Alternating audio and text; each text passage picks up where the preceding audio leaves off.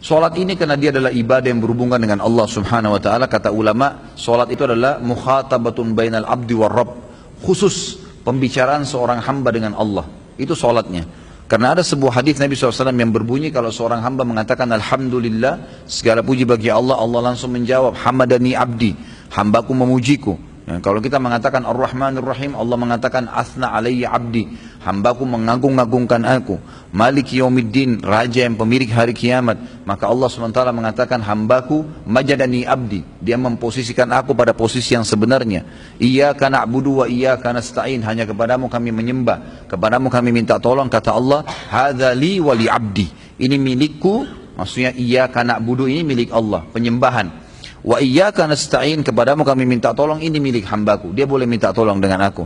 Ihdinas siratal mustaqim sampai akhir, siratal ladzina an'amta 'alaihim ghairil maghdubi 'alaihim waladdallin, tunjukkanlah kami jalan orang-orang yang lurus, para nabi-nabi, syuhada, siddiq, dan juga orang-orang yang saleh, yang mereka ini adalah penghuni surga Firdaus A'la, ya, surga yang tertinggi. Maka kata kita mengatakan, ya Allah, tunjukkanlah kami jalan orang-orang yang lurus, jalan-jalan orang yang telah Engkau berikan nikmat kepada mereka, dan bukan orang yang telah Engkau murkahi, orang-orang Yahudi dan juga orang-orang yang sesat, orang Nasrani. Kata Ibnu Abbas, maghdubi alaihim waladdallin adalah orang-orang Yahudi dan Nasrani. Maghdub orang-orang Yahudi yang dimurkai karena mereka tahu kebenaran, mereka tidak mau ikutin. Waladdallin, dol adalah sesat, orang-orang Nasrani karena mereka mau berdakwah tapi mereka salah, mengatakan Allah punya anak, ya, seperti itulah. Nah di sini kalau kita baca Al-Fatihah, kita langsung berinteraksi dengan Allah Subhanahu wa taala, berinteraksi dengan Allah Subhanahu wa taala. Hadis Nabi SAW yang mengatakan aqrabu abdun ila rabbih wa huwa sajid, ya, paling dekat seorang hamba dengan Tuhannya pada saat dia sedang sujud. Fa aktsiru fihi du'a, perbanyaklah komunikasi kalian, doa kalian kepada Allah. Jadi memang sholat itu adalah luar biasa, gerakan-gerakan yang khusus. Makanya kata para ulama, sholat itu diperintahkan dalam agama karena dia adalah pembicaraan langsung dengan Allah SWT. Dia amal awal yang dihisab hari kiamat. Dia adalah rukun Islam yang kedua. Dia dan banyak kelebihan solat ini bisa membersihkan dosa dan seterusnya. Maka sudah semestinya seorang hamba menjaga kekhusyuannya, menjaga kekhusyuan. Khusyuk ini sederhananya bahasa Indonesia adalah fokus, ya. Fokus. Bagaimana supaya kita bisa fokus? Nikmatin apa yang sedang kita lakukan. Itu jawaban sederhananya. Jadi kalau bahasa sederhana gini, biasanya kalau saya kasih contoh makanan mudah difahami, ya. Kalau kita lagi makan nasi sama tempe, walaupun lagi pengen ayam, jangan dibayangin ayamnya, tempenya jadi nggak enak. Langsung paham nggak? Alhamdulillah, gitu. Kalau makanan langsung top, ya gitu. Lah iya, tempenya nggak enak tuh. Kalau kita targetnya tadi ayam, ayamnya lagi habis, kita gerutu. Waduh, coba tadi ayamnya, nggak enak tempenya masuk. Itu namanya fokus pada yang sesuatu yang sedang dikerjakan. Itu bahasa sederhananya supaya mudah difahami, itu khusyuk, gitu kan? Jadi kalau lagi sholat, memang khusyuk. Khusyuk itu gimana? Fokus, nggak pikir yang lain. Seperti tadi, kan itu. Jadi memang dia akan lebih konsentrasi di situ. Baik, untuk khusyuk ada beberapa hal yang harus diperhatikan. Ya, yang kalau saya garis besarkan ada 2 poin. Yang pertama, sisi batin ruhiyah, ruh kita, gitu kan? Yang kedua, fisik dan tempat. Kalau secara ruhiyah, memang kita harus membersihkan hati kita dari dosa-dosa, dan kita harus lebih mengerti bacaan-bacaan yang sedang kita ucapkan. Kita penuhi syarat-syarat dan rukun sholat, bacaan dan gerakannya benar, gitu kan? Ini semua berpengaruh nih, berpengaruh, ya. Maka kalau ini sudah kita persiapkan dengan cara melatih. Beda ya, kalau ada orang yang ngomong ditata bicaranya. Saya akan datang ke rumah Anda sebentar. Contoh. Dengan ada orang yang ngomong, saya sebentar ke rumah kamu. Misal, terlalu cepat. Beda, kita akan lebih nyaman menangkap dan lebih jelas bagi orang yang bicara dengan kosakata tadi yang tertata rapi. Seperti itu. Jadi, kata para ulama, kalau mau belajar fokus, belajar dimulai dari mengatur kata-kata, mengatur gerakan tubuh, gitu kan? Ini masuk di dalamnya semua. Orang yang terbiasa tenang dalam melakukan satu perbuatan itu lebih mudah fokus dibandingkan orang yang terlalu buru-buru.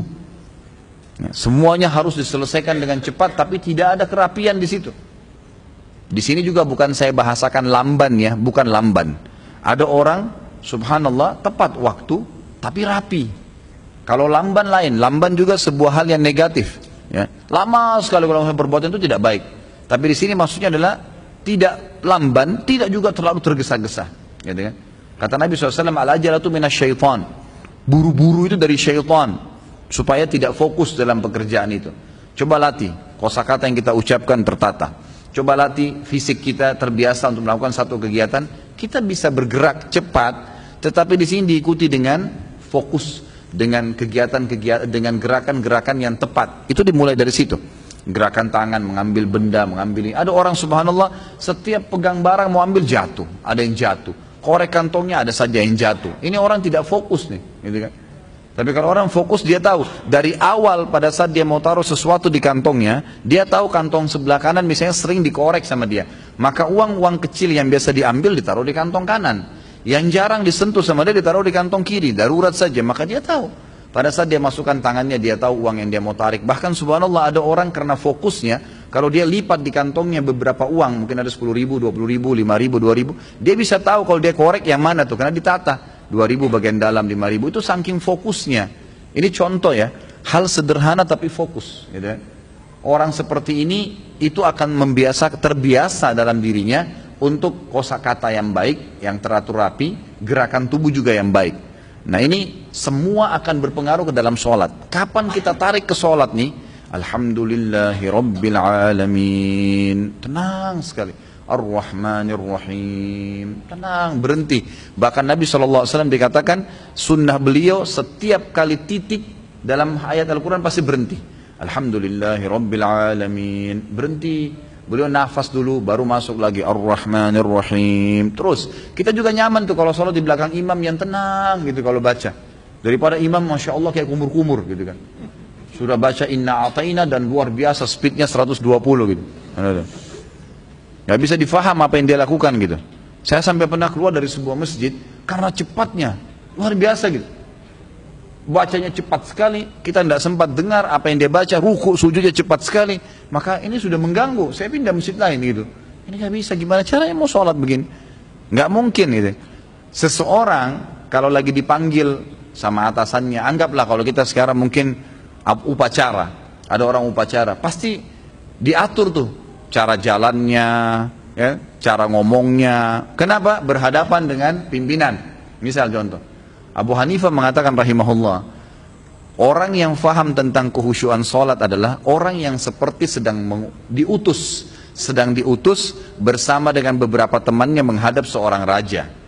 Maka akan ada orang dari 4-5 orang yang diutus ini menjadi pembicara, dan yang lainnya akan tenang mendengarkan. Lalu dia pun pembicara ini adalah orang yang paling pintar berbicara, yang paling santun pada saat menatapkan matanya, mengucapkan kata-katanya, menggerakkan tangannya, semua bahasa tubuhnya ini baik gitu. Maka pastinya si raja akan menerimanya, kata beliau. Dan begitulah dalam sholat, begitulah di dalam sholat. Nah, jadi memang kita harus di situ, secara fisik. Kemudian gerakan-gerakan sholat, bacaannya dibahasakan dengan tenang. Ruku, Allahu Akbar, tenang. Subhana Rabbiyal Azim, 1. Subhana Rabbiyal Azim, 2. Tenang, tidak usah buru-buru, nggak ada yang mau dikejar, gitu kan? Fokus, coba. Maka itu akan lebih baik. Ini secara fisiknya. Ya. Jazakallah khair. Jadi ini satu poin untuk khusyuk itu. Selain terbiasa menata diri dan kosakata yang baik, teratur, tidak tergesa-gesa, tidak juga terlalu lamban, juga kita ya menguasai bacaan dan gerakan sholat yang benar. Yang kedua adalah tempat dan kondisi fisik juga. Dalam arti kata gini, sholat itu akan sangat terpengaruh membantu kehusyuan kalau karpetnya bersih, bajunya bersih, suasana ruangannya enak, itu membantu. Jadi coba bedain antara orang bangun sholat malam, yang dia sebelum tidur, sejadahnya sudah dibubuhi minyak wangi, udah disiapin pakaian yang mau dipakai, kalau perlu sudah disetrika rapi, khusus ini mau ketemu dengan Allah nanti malam. Misal kalau mau ketemu wali kota, bajunya rapi, diundang jam 6 pagi, mungkin semalaman suntuk gak tidur, Kalau sama Allah luar biasa, pakai baju kos yang robek-robek gitu kan. Kemudian kotor, bau badannya nggak enak, keringatan, nggak mandi, nggak apa, beda.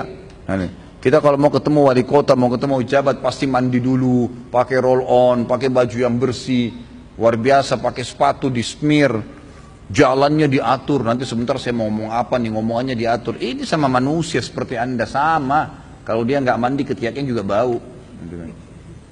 Kita mau ketemu dengan Allah Azza wa Jalla, pencipta langit dan bumi, nggak faham, ini harus difahamin nih, harus, nggak bisa nggak. Beda antara orang yang hanya bangun, ya sudah bangun lah pakai baju kaosnya dia, pakai celananya dia yang biasa sudah lama 10 tahun dipakai, kemudian dia wudhu langsung sholat aja, Allah Akbar, buru-buru selesai. Dengan orang yang sudah dari malam ditata rapi, sudah dibersihkan, dipakai minyak wangi, memang dijadwalin tidur lebih cepat, itu lain. Pada saat sholat dinikmatin gerakan-gerakan dan bacaan sholat itu penting sekali, itu penting sekali.